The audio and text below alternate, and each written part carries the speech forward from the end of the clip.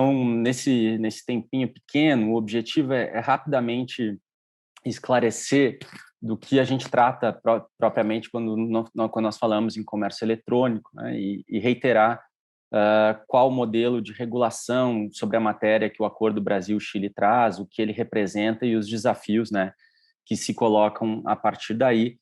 Obviamente, vários paralelos podem ser construídos com as falas do Patrício e com as falas do Felipe. Eu acho que tem linhas de continuidade em relação à fala do Felipe, sobretudo nessa linguagem de barreira comercial, né? O que acontece quando a gente pega temas e questões que são de áreas fundamentais de políticas públicas e regulamos sob a perspectiva de comércio e automaticamente elas viram potencialmente barreiras ao comércio, né? Esse é o grande risco aqui.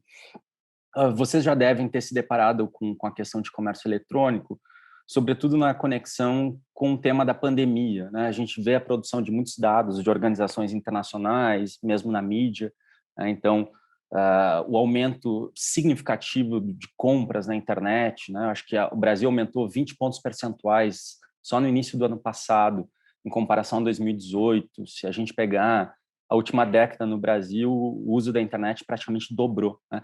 Então, esses dados eles refletem uma tendência que é mundial, mas que têm sido utilizados também de uma forma muito instrumental como justificativa para a necessidade de regras internacionais sobre comércio eletrônico, né?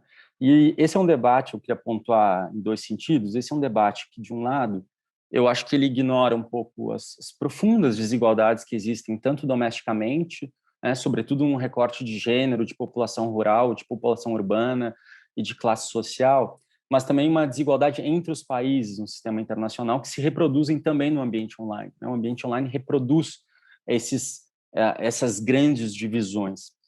E, eventualmente, quando esses debates mencionam essas divisões, fazem isso sem prever mecanismos de superação dessas desigualdades, né? A expectativa aqui sempre é que a economia de mercado, de uma maneira mágica, resolva naturalmente essas questões. E, de outro lado, sobretudo, esse é um ponto central, eu acho que o debate sobre o comércio eletrônico, da forma como está colocado pelo mainstream, ele não considera o balanço de ganhadores e de perdedores com esse modelo de regras, né? Modelo de regras tal qual nós temos no acordo Brasil-Chile. Isso é muito importante, porque comércio eletrônico, e aqui eu começo a falar sobre o conceito em si, o comércio eletrônico, como está posto nesse acordo, ele não se trata somente da compra e venda de bens e mercadorias, bens e serviços, né, por meio de plataformas digitais ou mesmo de pagamentos por meios digitais. Esse é um conceito que envolve, sobretudo, aqui está a grande questão, sobretudo uma demanda dos gigantes da tecnologia pela questão da livre circulação de dados. E é justamente em torno da livre circulação de dados que nós temos as regras mais problemáticas hoje nesse acordo, e tanto é por isso que hoje se fala muito mais em comércio digital do que comércio eletrônico, porque é um conceito mais amplo que abarcaria essa linguagem também da livre circulação de dados. Os dados, eu não preciso me aprofundar muito, né? Eles constituem uma enorme vantagem comparativa na concorrência global por inteligência artificial, então o passo está sempre lá na frente, né? Não é o básico do comércio, mas o que virá. E outras tecnologias, como internet das coisas, impressão 3D, blockchain, computação em nuvens, etc. E esse é um setor brutalmente monopolista, né? Brutalmente. No ano 2000, os países desenvolvidos respondiam por 91% das exportações de produtos digitalizáveis, né? Enquanto a participação dos países em desenvolvimento era de apenas 9%, de 1 para 10 praticamente, de 1 para 9 no caso. Hoje, pouca coisa mudou, com exceção da China, óbvio, né? Então, a situação não mudou de uma maneira mais significativa e três países, três blocos, né? China, Estados Unidos e União Europeia respondem sozinhos por 80% do comércio eletrônico internacional. Então, essas gigantes de dados, que incluem aí plataformas de longa data, como a Google, a Amazon, Facebook, para incluir as chinesas, né? Alibaba e Tencent, eles já possuem uma quantidade violenta de dados que podem ser transformados em novos produtos e serviços de dados de valor agregado. Esses novos produtos e serviços geram ainda mais dados, o que cria um movimento cíclico, né, de perpetuação de poder de mercado dessas empresas. Então, nesse setor, como setor altamente concentrado, quem larga na frente, justamente essas empresas que eu mencionei, tende a consolidar a sua posição, e basta a gente ver hoje o debate sobre antitrust nos Estados Unidos e também na Europa. Então, é interessante a gente se perguntar de que forma esses interesses impactam nessa regulação, Por que eu comecei falando das empresas para depois falar da regulação?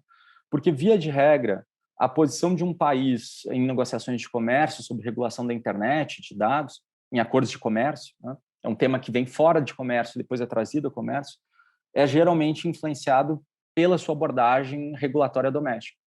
E aqui é importante a gente mencionar os Estados Unidos, né? Os Estados Unidos têm uma dinâmica de formular essa regulação pensando na consolidação da sua posição de liderança na economia digital, né? Num primeiro momento reagindo ao avanço chinês. Então, a gente pode colocar um rótulo geral de que há uma aqui, por parte dos Estados Unidos, a defesa de um mercado digital aberto, que garanta e aumente, inclusive, os ganhos de escala das suas empresas, né? Muitos analistas vão falar de consenso do Silicon Valley, né? Um conjunto de regras que foi desenhado a partir de um processo longo de lobby do Vale do Silício no governo dos Estados Unidos e que se consolidou, vejam só, no TPP. Né? E aqui eu chego no mesmo tema dos meus colegas, né? Quer dizer, o conjunto mais avançado de regras, e avançado eu digo na lógica liberal, não avançado em termos progressistas, mais avançado de regras sobre comércio eletrônico, ele é consolidado no primeiro momento no TPP, né? Por influência pura e tão somente praticamente dos Estados Unidos. Claro que a gente tem outros atores importantes ali, né? Ali você tem uma linguagem de livre fluxo de dados, uma linguagem vinculante, né? E é interessante fazer esse cruzamento, porque gera a possibilidade de jogar para a arbitragem internacional, como o colega Patrício mencionou no início da sua fala. Essa linguagem, esse conjunto de regras, no primeiro momento mirava a China, né? Mas ela também tem o condão de chutar a escada, como a gente fala em outras áreas do comércio, de outros países, em especial países em desenvolvimento. E aqui a gente tem desde regras que passam pela proibição definitiva da cobrança de tarifas aduaneiras sobre transmissões eletrônicas, né? Vejam, a gente está falando de uma economia digitalizada, uma economia que vai se pautar por transmissões eletrônicas, que vai se pautar industrialmente por impressão 3D. A gente não sabe o que espera da gente. E, desde já, a gente impõe uma moratória permanente, né? Nós temos cálculos, por exemplo, da UNCTAD, que atribuem que 95% da perda de arrecadação dessa moratória recaiam, talvez, sobre países em desenvolvimento. É muito grave essa questão para países em desenvolvimento, países menos desenvolvidos. Temos questões sobre proibição de restrições à livre circulação de dados pessoais, o que traz questões de privacidade. Muitas vezes, regulamentos domésticos de proteção da privacidade e proteção de dados pessoais foram lidos como barreiras disfarçadas ao comércio internacional e, portanto, passíveis de serem questionadas internacionalmente. Proibição de requisitos, de restrições de requisitos de localização de servidores, né, o que envolve políticas de países que protegem dados sensíveis, como dados governamentais, dados de saúde pública, né, que exigem localização em servidores nacionais, isso pode ser questionado, e um sistema muito permissivo de proteção de dados pessoais. Esse, digamos, é o mapeamento geral do que é o modelo TPP de comércio eletrônico, né?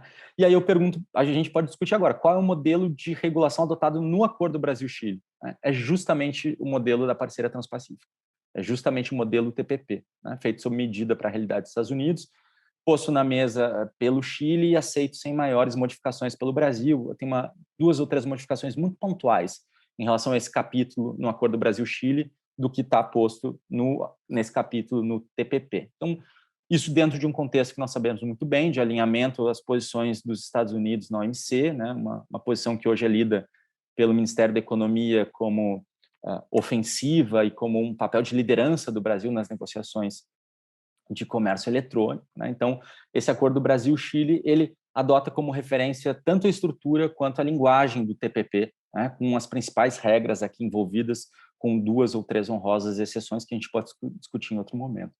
E aí a gente pode se questionar, por fim, né, acho que o que explica essa posição ofensiva do Brasil, né? Eu li alguns comentários de colegas analistas que estudam a OMC, mas que não são brasileiros, e dizem, nossa, a gente vê a posição do Brasil hoje, e quem lê a posição do Brasil parece que o Brasil é uma potência digital, né? Quer dizer, o que explica o Brasil, né, ter uma posição tão ofensiva e tão liberal em termos de comércio eletrônico? O Brasil, primeiro, não está envolvido numa malha de acordos como está o Chile, né, de tal maneira que a gente poderia, em algum momento, dizer, olha, não importa assinar mais uma, porque já assinou demais, não é o caso do Brasil. Tá? O Brasil não tem interesses ofensivos, porque não é um grande exportador de serviços e bens por meios eletrônicos. O Brasil tem alguns nichos nos quais ele é competitivo, mas são poucos, né? Alguns nichos de software, direitos de autor, medicina diagnóstica, fintechs. e se encerra um pouco nessa estrutura.